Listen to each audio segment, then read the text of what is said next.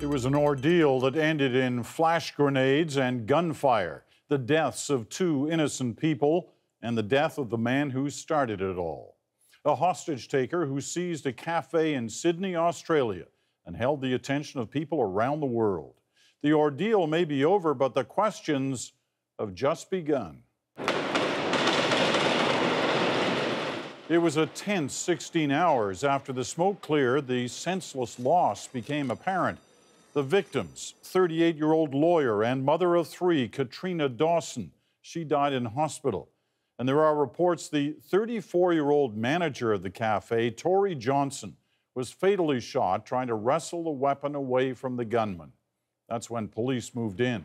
And tonight, as a memorial at the scene grows, we have new details on how the day unfolded. The CBC's Nala Ayed has that for us. Mid-morning coffee hour interrupted. In the window are the hands of people held against their will. Occasionally, you can see the middle-aged man with a shotgun who had taken them hostage. I would gladly swap places with them. I don't want to be out here. Being out here is terrible. I don't know what's happening. The hostages are made to display a flag. It holds a common Muslim declaration of faith, but there's no indication then of allegiance or motive. Yeah, I saw the gunman. Yeah, he was quite tall, probably late 40s. Had a long white sleeve shirt on with a black vest.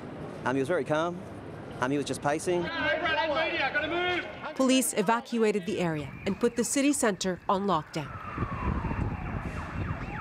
Somehow, in the chaos, some managed to leave through a side door and run for it. For them, it is over. Not so for a nation riveted with apprehension. Australia is a peaceful, open and generous society.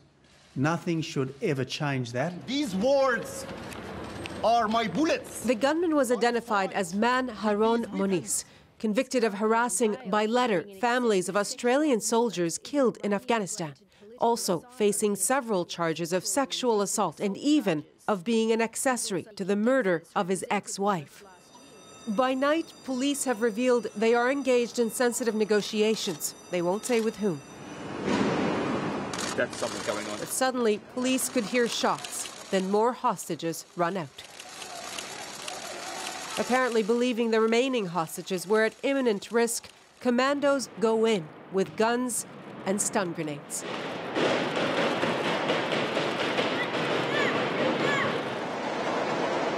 The gunman was killed. So were 2 hostages. Police defended their decision to go in.